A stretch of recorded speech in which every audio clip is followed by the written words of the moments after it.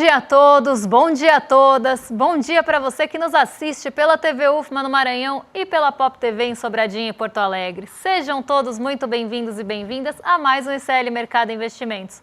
Hoje, terça-feira, a gente volta para a nossa programação normal, porque ontem a gente teve entrevista com o Nassif. Então vamos falar do relatório Focus, vamos falar de termômetro da Bolsa, mas tem outros assuntos para a gente tratar aqui com vocês, porque saiu prévia da inflação, temos negociações salariais para comentar com vocês também. Mas antes de tudo isso, vou dar bom dia para o André. Bom dia, André, como você está? Bom dia, Débora. Bom dia a todos os nossos telespectadores. Hoje o dia que saiu bastante dado aí, então a gente vai ter as negociações salariais, vamos falar da prévia da inflação, explicar o que subiu aí e o que vai ter efeito no seu bolso em relação a isso.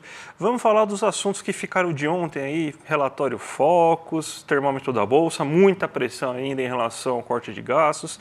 Tem coisa pra caramba pra gente comentar, então não vamos nem perder muito tempo, vamos direto para nossa agenda, Débora. Então, vamos ver o que nosso telespectador vai enfrentar nesse dia de hoje? Bom, desde 5 horas da manhã já temos aí indicadores na agenda. Então saiu o IPC-FIP, né, da terceira quadricemana, então aquela medição semanal do IPC pela FIP. Às 7 horas da manhã, a dirigente do Banco Central Europeu, a Elizabeth Macau, participou de uma reunião do Comitê de Executivos em Frankfurt. Às 8 horas começaram a sair vários dados aqui no Brasil, vários indicadores brasileiros hoje na agenda, também diferente da semana passada. Ontem a gente teve uma predominância de indicadores brasileiros na agenda e isso acontece hoje também. O que saiu durante essa manhã às 8 horas da manhã? INCC da FGV, confiança da construção também da FGV de novembro, IPCS de capitais, terceira quadricemana, também medição da FGV. Então aqui os primeiros indicadores são da FGV, confiança da construção, e INCC principalmente aí com mais relevância. Em seguida, às 9 horas, saiu o IPCA 15. Esse é o dado de maior relevância no nosso Brasilzão hoje.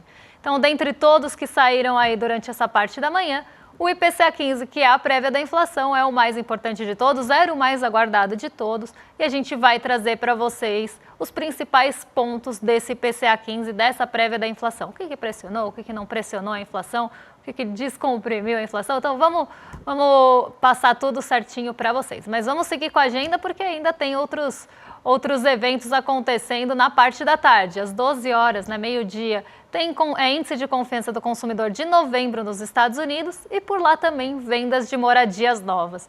Todos aí, na verdade, vendas de moradias referentes a outubro, índice de confiança do consumidor já é de novembro.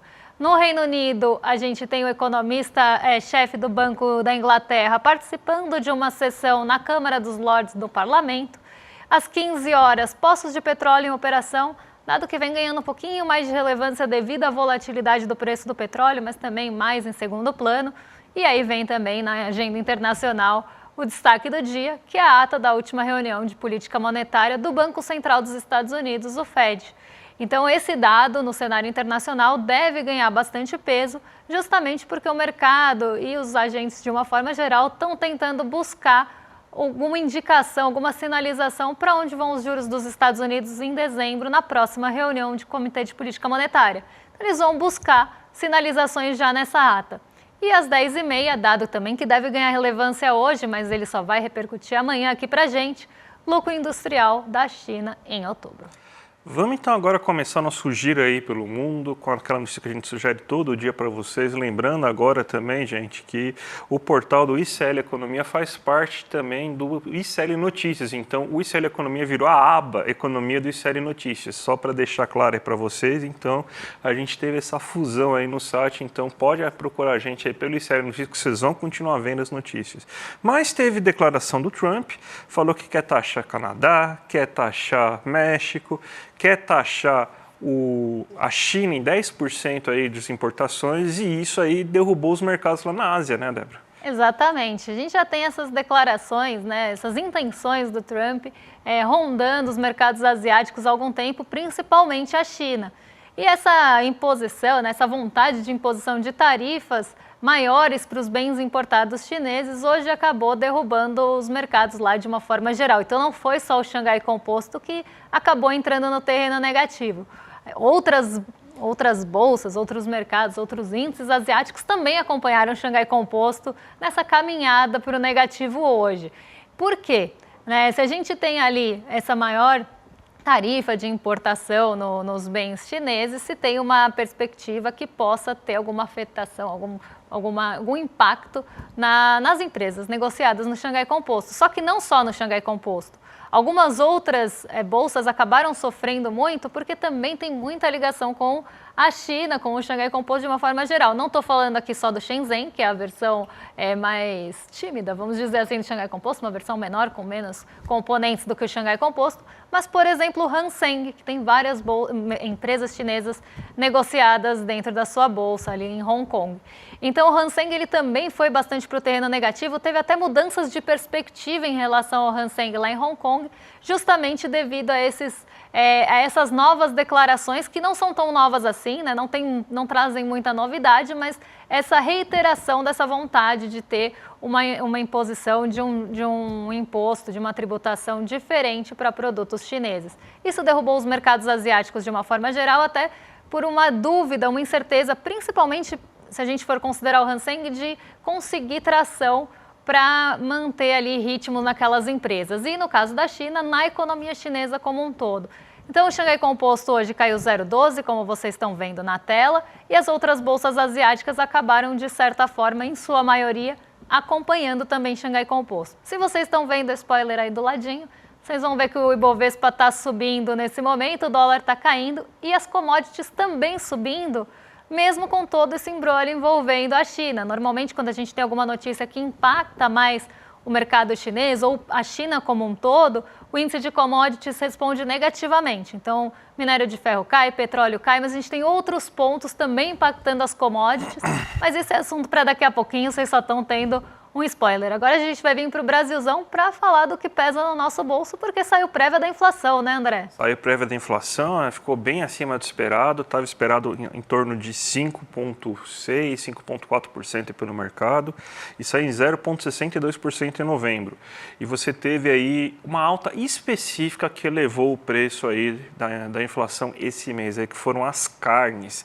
Se a gente for pegar desse 0,62% aí que a gente tem desse índice, então desse 0,62%, 0,18% é só aumento de carne, ou seja, quase que um terço do item, quase que um terço da inflação desse mês se deu porque aumentou as carnes, e as carnes aumentaram muito nesse momento. Então, por isso que você teve essa aceleração, né? A gente já vai explicar o porquê que está aumentando o preço da carne, mas vamos ver agora como que está a variação da inflação agora nesse mês aí, nessa arte que a gente mostrou.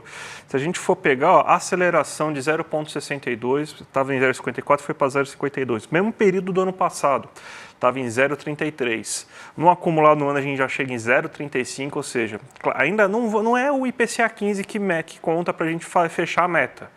O IPCA 15 pode ficar acima da inflação, não tem problema se o IPCA ficar dentro da meta, mas a meta de 4,5% a gente já está beirando, ou seja, você pode ter uma inflação de 0,15, teoricamente, aí para você bater o teto da meta aí no mês de dezembro.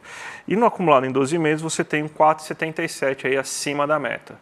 Vamos ver por item agora o que está acontecendo também, para a gente conseguir observar com maior clareza. A gente vê arroz caindo, feijão caindo, cebola caindo, você tem frutas caindo. Você vê que está quase tudo meio que estagnado. A energia elétrica subindo um pouquinho, a gente já explica que também isso aí teve um efeito. Gasolina subindo 0,07, etanol 0,33, óleo diesel 0,17. Aí você vê aí que tem o tomate subindo 8,15%, mas o tomate tem um peso menor. Aí você vê a carne, 7,54%. A carne que é o grande vilão desse mês aí. Você tem outros itens que subiram também, por exemplo, leite subiu, óleo de soja subiu, café não subiu tanto quanto estava sendo imaginado, mas a carne produzida basicamente no centro-oeste do Brasil está muito cara porque o boi está magro, está sem alimentação necessária, principalmente no pasto, porque estiagem reduziu a alimentação do boi, o boi está produzindo menos leite, a vaca, na verdade, está produzindo menos leite, o boi de corte está ficando mais magro, a carne está ficando bem mais cara. Então, o efeito climático que a gente viu aí de setembro afetou e muito o preço das carnes aí nesse momento. Então, mais uma vez, condições climáticas afetando. E o fator que podia amenizar, que é a energia elétrica, ainda teve um rabinho, vamos dizer assim, do mês passado, porque teve essa alta de 0,13. Lembrando que a inflação do IPCA 15 é 15 últimos dias de outubro e 15 primeiros dias de novembro. Então você teve aí que ainda teve aumento ainda do IPCA 15, do IPCA da inflação de energia elétrica em outubro e somente a partir de novembro que você tem essa queda. Então provavelmente o que a gente vai ver é uma deflação inclusive, aí a gente tem que ver qual que vai ser o impacto. Eu acredito que o impacto seja até bem contundente aí para o IPCA final que vai ser divulgado. Mas aí a gente liga o sinal de alerta, né? Porque a gente vê que, e já estamos falando nas últimas divulgações de IPCA, nas últimas divulgações aí também de cesta básica. O que está elevando a inflação nesses últimos meses aí é energia elétrica, por causa da estiagem, que vai passar a ser um fator deflacionário, só que alguns alimentos específicos, entre eles carne, soja, o óleo de soja subiu quase 8%, café, leite e carne. Então é isso que está elevando o preço dos alimentos aí. Então, basicamente isso. Tem mais uma tela, né, Débora, para a gente explicar, né? Mais uma tela, aquela por grupos, para ver o que está pressionando aí nosso bolso. Exatamente. Aqui, ó, um açougue, alta de quase 5% no mês no açougue, já passando de 7,7% aí no acumulado dos meses. Você vê que os outros aí ficaram até que bem comportados. O mercado ficou maior, mas porque o que tem dentro do mercado também? Açougue. Então, já que você também tem açougue dentro do mercado, você teve essa alta de 0,89%. Então, você teve justamente isso. O boleto teve até uma certa deflação, 0,01% de queda. O lazer, que é onde o IPCA, que é onde a Selic mais afeta, você está em 0,39 nesse mês, acumulado de 4,92. Está caindo esse acumulado, inclusive, aí. Mas você vai querer mais mas está bem abaixo, por exemplo, do geral da inflação, né, que está em 0,62. E você tem aí a feira 0,36, então, de novo, aí a feira livre aí também não afetando muito. Então, a gente vê que é no açougue que você está com o problema do preço das carnes. Então, é no açougue que você tem, então, o aumento. E só está um pouco menor porque dentro do açougue a gente considera também aves e ovos, porque senão a gente estaria com quase 8%, porque as carnes vermelhas, vamos dizer assim, porque também tem cordeiro e tudo mais, você teve um aumento de 7,6%, então é bem alto, né, o impacto da carne, né, Débora? Eu estou até esperando, acho que nem precisa esperar muito, daqui a pouquinho já começa a pipocar aquela notícia, naquela manchete de que vai ter que subir a Selic para conter o aumento da carne, né? Vai engordar o boi, talvez, subir a taxa de juros. Aumento, a Selic ela tem esses poderes mágicos, né? De aumentar o peso do boi, de conseguir melhorar o pasto do boi, assim, fazer ele ficar mais gordinho, conseguir aumentar a quantidade de boi, melhorar o clima para o boi não sofrer tanto, né? A Selic tem esses poderes mágicos, né? Aqui a gente não entende isso, né? Que é quase um xamanismo que acontece, na verdade, né, Débora? Pois é, mas vamos falar de outro assunto agora. Vamos falar de um assunto que também acaba mexendo com o nosso bolso de uma forma geral, que são as renegociações salariais e os reajustes acima da inflação. A gente teve uma menor taxa de sucesso do que a gente tinha tido no mês passado, caiu consideravelmente, mas tem um ponto que a gente precisa observar. No mês anterior tinha ficado ali numa taxa de sucesso acima de inflação, as renegociações salariais acima de 80%. Agora caiu para 70%, mas continua sendo maioria, né? Nada comparado com aquele período que a gente tinha a maioria dos reajustes salariais abaixo da inflação, ou perdendo, né, para a inflação, ou só reparando a inflação ali, só recompondo essa inflação. Ainda temos ajustes acima da inflação, só que a proporção diminuiu. Então vamos entender por que isso aconteceu. No mês aqui de outubro, mas já considerando os reajustes ali, a inflação necessária até novembro. E é justamente aqui a questão, né? Quando a gente olha o gráfico, a gente vê que tem um reajuste necessário em ascensão.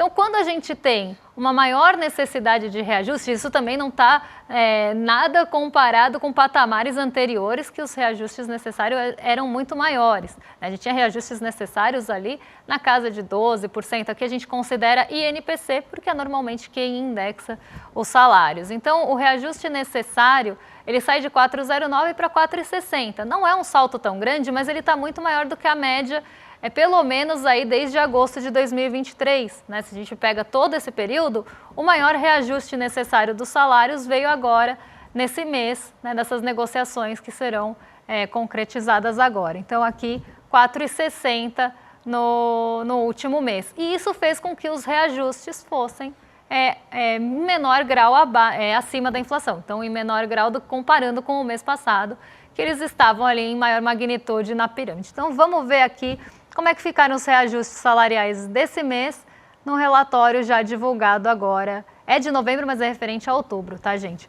Então, vamos lá. Acima do INPC, que seria os reajustes acima da inflação. Então, que tiveram ganho real, que ficaram acima da inflação. Então, recompuseram a inflação e ainda ficaram acima disso. Ganho real aqui, 70,2% dos reajustes trouxeram esse ganho. Iguais ao INPC, 24,7%. E abaixo do INPC, então, que não recompuseram nem a inflação, 5,1%. Então, o que a gente começa a ver? Né? Conforme a gente tem uma maior necessidade de reajustes salariais, né, ou de ganho, né, de necessidade de reajuste para ficar acima da inflação, para recompor a inflação aqui, esse percentual acima do INPC começa a cair um pouco e passar ali para a segunda parte, que seria iguais ao INPC só recompondo. Como eu falei, a gente não está nem perto de períodos anteriores que essa barrinha aqui era completamente invertida, né? A maior parte dos reajustes nem recompunha a inflação e tinham perda real para o salário do trabalhador. Então, não estamos falando desse período, mas essa possibilidade de um INPC maior acaba dificultando, mesmo com todas as condições de maior barganha, tudo, esses reajustes. Mas tem outro ponto que eu queria trazer aqui, para ser justa também, porque a gente está falando de reajustes que acontecem de uma forma até sazonal, né? Normalmente os reajustes de algumas categorias acontecem no mesmo tempo.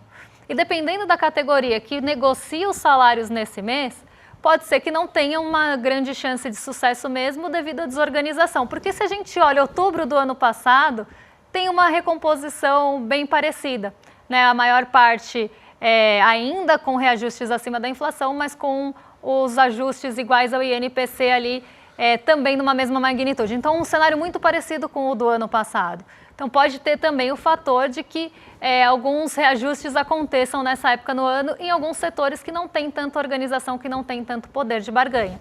E aí, quando a gente olha isso por setores, eu acho que fica até um pouco mais fácil da gente entender. Por exemplo, o comércio, né, nesse mês agora. Como é que estão aí essas distribuições, né, dos reajustes salariais por setores? Quais setores têm as maiores chances de sucesso na renegociação salarial? Normalmente são setores mais organizados, embora os serviços que não têm uma organização tão forte estejam até com reajustes acima da inflação, bem perto da indústria, que normalmente é o que mais tem reajuste salarial, justamente devido a essa organização dos trabalhadores, a gente vê que os dois estão se aproximando aqui. Mas o comércio normalmente sofre mais, né? Então, quanto mais desorganizado, quanto menos engajamento tem ali os trabalhadores junto a essas renegociações, menos participação desses trabalhadores, a gente vê, né, isso pensando, a gente está falando de IES, então a gente está falando de negociações, inclusive coletivas aqui e tudo mais. Então, quanto mais desorganizado o setor menos chance ele tem de renegociar os seus salários. Então, normalmente a gente vê essa desorganização maior, essa dificuldade maior de renegociação em setores como o comércio e os serviços. E dessa vez não foi diferente, o comércio está ali com menor sucesso, ainda tem 17,7 iguais ao INPC e 2,8 abaixo do INPC. E aí vem uma outra questão, apesar dos serviços terem ali uma chance, um sucesso grande nas renegociações para boa parte das negociações que aconteceram, 86,4, olha ali como fica os ajustes abaixo, né, do INPC, que estão dando perda ali para o salário do trabalhador. 4%, maior do que qualquer outro, né, porque os outros pelo menos recompuseram a inflação. Agora, os serviços ali, 4% dos reajustes, nem isso, tiveram perda real. Então, aqui é para a gente entender também esse papel dos setores nessa renegociação, que é bem importante. Um ponto importante, Débora, que a gente precisa salientar aqui é o seguinte, isso daqui são dados anuais, né? Quando a gente mostra os 70%, são os dados mensais. E se a gente for pegar no ano, a gente está com 85% aí de taxa de sucesso aí de reajuste. Então, pouco mudou de um mês para o outro. Então, você vê aí que estava em 85 ponto alguma coisa, continua em 85 ponto alguma coisa o sucesso no último mês. Então, você teve poucas negociações salariais ocorrendo. E dá para a gente perceber fortemente, até a gente pode mostrar o gráfico para exemplificar isso, que a boa parte desses reajustes ocorreram no setor comercial. Por quê? Porque ele estava em 70% de sucesso no último mês. Ele subiu para 79,5%. Então, você teve uma alta na quantidade de pessoas que tiveram reajustes com sucesso no setor de comércio. Então, você teve um volume baixo, esse volume foi no setor comercial, que historicamente ele sofre mais. Então, por isso que você teve isso. Os setores de serviços e indústrias pouco se alteraram, então eles quase não tiveram nenhum reajuste aqui. Então, você está certa mesmo, justamente porque a gente teve baixo reajuste, a necessidade de reajuste aumentou, né, para conseguir um ganho real, e foi muito concentrado no setor comercial, Débora. Para quem trabalha no varejo, não deixa a gente mentir, pode deixar aqui no chat. Se você trabalha no varejo, provavelmente você teve renegociação salarial agora e teve dissídio. Bom, vamos para o mundo da fantasia agora, que a gente está falando de mundo real, vamos para focos, né? Vamos para o mercado financeiro lá que está azedo, quer esse corte de gasto a qualquer custo. Agora os militares não querem perder a mamata, né? Não pode perder leite condensado, que senão eles ficam bravos. Está sendo discutido isso, mas enquanto isso, nosso garoto de recaso, o Boletim Fox, está fazendo seu papel e está piorando mais uma vez as expectativas aí para a economia. A gente tem aqui a arte para mostrar para vocês quais são as expectativas agora do mercado. Você teve uma queda no IPCA, saiu de 4,64 para 4,63 agora, mas aumentou brutalmente para o ano que vem. Ou seja, eles estão acreditando que ano que vem, por causa que o pacote é para o ano que vem, tá, gente? Para 2025 e 2026. Então, eles estão acreditando que o pacote vai ser fraco e isso aí vai puxar a inflação. Subiu mais de 0,2 pontos percentuais a inflação projetada para o próximo ano. Então, eles já estão pressionando muito isso. E, obviamente, isso daí vai bater aqui na Selic. Eles estão acreditando que a Selic já vai ser maior ano que vem do que no final desse ano. Então, você estava com 12%, que já estava maior, agora aumentou ainda mais a carga para 12,25%. Isso aí eles também vão fazer pela via cambial. Eles estão cada semana aumentando a taxa de câmbio prevista, né? Vamos dizer aqui, aquela profecia autorrealizável, eu acredito que o câmbio vai ser maior. Por que você acredita nisso? Porque eu estou manipulando o câmbio para cima. Então aí sim eles conseguem, e mesmo assim eles erram, tá, gente? Então eles conseguem errar, mesmo eles tendo poder aí de conseguir fazer manipulação cambial. E muitas vezes estão fazendo agora, a gente está numa situação de especulação violenta, né? Em outubro saiu os dados da balança de pagamentos, a gente viu quanto de recursos saiu aqui do Brasil, principalmente recursos especulativos. Aí você está agora esperando um câmbio de 5,70 e de 5,55 para o próximo ano. E crescer um pouco o PIB esperado, até porque você teve reajuste das projeções do próprio Ministério da Fazenda, que acredita em reajuste de 3,3, então o mercado está indo atrás disso, agora está em 3,17 e aumentou o próximo ano, 1,95. Então, gente, nada de novo aí sob o front. A gente ainda tem aquela ladainha que o Brasil, toda manhã eu ouço, né? Ontem também estava ouvindo no rádio, porque a visão do mercado é que o Brasil está crescendo acima do que pode, o Brasil poderia crescer até 2,5%, 2%, e o pessoal chuta esse número, né? Então, 2,5% ele poderia subir sem gerar inflação. Isso daí está sendo estimulado por um excesso de gasto público que está gerando inflação. Não é porque o boi está magro, não é porque a gente está com um problema climático bizarro, não é porque a gente destruiu o meio ambiente, não. É porque o governo está gastando muito e a gente tem que tacar Selic aí para resolver os problemas inflacionários, como se fosse fazer chover, né, Débora? Exatamente, problemas inflacionários que começam a ser colocados no câmbio também. E o câmbio vem justamente da manipulação que o André falou, porque quem tem potencial, quem consegue mexer com variável de câmbio no mercado financeiro é o próprio mercado financeiro. Então aqui, por isso que é profecia autorrealizável, e aí pode sim pressionar a inflação, e aí vem a desculpa, vamos subir a Selic para controlar o câmbio também. Mas vamos agora falar de um outro ponto do mercado financeiro, porque o mercado continua acreditando que a Bolsa vai subir essa semana. Na semana passada, a maior expectativa era de alta e ela aconteceu. Aconteceu quase nos 45 do segundo tempo, porque até o fim da semana a nossa bolsa estava praticamente no 0 a 0. A nossa bolsa vem no 0 a 0 quase desde o começo de novembro. Então, desde o comecinho do mês, a gente vê a nossa bolsa orbitando a estabilidade. Ela não consegue trazer nem grandes ganhos, nem tem grandes quedas. Ela está ali muito perto desse 0 a 0. No fim da semana, ela conseguiu sim dar uma esticada, justamente porque tem uma expectativa maior de que esses cortes de gastos sejam divulgados agora, no começo dessa semana. A grande expectativa, inclusive, era para hoje, mas a Simone Tebet já falou que pode ser que seja adiado, então o mercado provavelmente vai se frustrar com isso, mas na semana passada a expectativa era positiva para a alta da Bolsa, justamente pressionando e esperando esse pacote de corte de gastos. Essa semana o mesmo cenário continua, então a gente não teve mudança da semana passada para cá, embora o percentual tenha mudado um pouquinho, né? Boa parte ainda espera, 62,5% ainda espera alta na Bolsa. E os 25% aí acreditam em estabilidade, 12,5% em queda. Mas a maior parte sim acredita que a Bolsa vai subir. E por que eles acreditam que a Bolsa vai subir? Por que o mercado respondeu que acha que a Bolsa vai subir essa semana?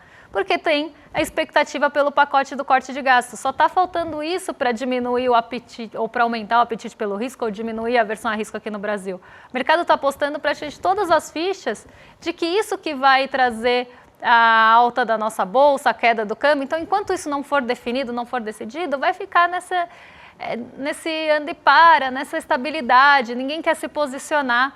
Então, isso acaba afetando as expectativas para a Bolsa. Desde a 4 de novembro, se vocês olharem, a expectativa é majoritária de alta, porque desde então se espera o anúncio do pacote de gastos. Né, do pacote de corte de gastos aqui no caso, né? Antes fosse de gastos, mas aqui é do pacote do corte de gastos, porque se esperava que fosse nas eleições municipais, depois do G20 e agora a expectativa era para hoje, mas pode ser que aconteça no meio dessa semana. Então, o mercado continua otimista, continua esperando que a Bolsa vai subir, porque está pressionando por esse pacote de cortes. Vamos chamar a nossa pós-graduação agora, Débora, porque vai ser nessa quinta-feira aí, a nossa pós-graduação vai ser lançada aí, uma pós-graduação reconhecida pelo MEC aí, pela FESP, a pós-graduação inicial. E saiu o nome da pós-graduação, inclusive, né, Débora? Qual que é o nome mesmo? Você lembra? Falaram aqui num grupo aqui, mas já me perdi aqui, tem tanto assunto aí que foi dito hoje aí, que eu acabei de eu não lembro, mas eu vou pegar aqui. A Débora vai achar aqui o nome da pós-graduação, mas a gente vai fazer esse lançamento dessa pós-graduação na próxima quinta-feira, às 8 horas da noite, dia 28 de novembro. E você sabe que vai ser uma pós-graduação com qualidade aí do sério, que vai ser crítica, vai ser revolucionária, vai ser fundamental para entender aí o Brasil. Então, Gessé Souza e o Eduardo Moreira aí vão fazer parte aí dessa pós-graduação, vão fazer esse lançamento e se inscrevam aí e vejam a live aí para ter promoções incríveis aí, para ter oportunidades incríveis aí para sua matrícula e para quem for se inscrever, tá certo, gente? Você pegou o nome da pós-graduação? Peguei. É Repensando o Brasil, Sociedade, Política e História. Muito imperdível mesmo, né? Imperdível, gente. Então, dia quinta-feira, clica aqui, clmercado.com.br para não perder isso, tá bom, gente? E vamos agora entregar o pessoal do rolê, né? Pois é, rolezeiros já estão aqui no chat ansiosos. Então agora vocês ficam com o William De Luca e o Guga Noblar. E a gente volta amanhã para trazer os principais pontos aqui da nossa economia, do que deve mexer com o nosso dia e com o seu bolso. Um beijão e até amanhã. Até amanhã, gente. Tchau, tchau. Faltam só 2 dias para um momento histórico para o ICL e diria até para a educação no Brasil. O lançamento da pós-graduação reconhecida pelo MEC do ICL em parceria com a FESP, uma das maiores escolas do país, onde estudaram Darcy Ribeiro, Florestan Fernandes, Sérgio Buarque de Holanda e tantos outros nomes. Se você já está inscrito, segura as pontas aí que está chegando e você vai ficar impressionado com os cursos que a gente vai oferecer e com os professores que vão dar essas matérias. Ninguém pode perder esse momento histórico. Um abraço e até daqui a bem pouquinho tempo.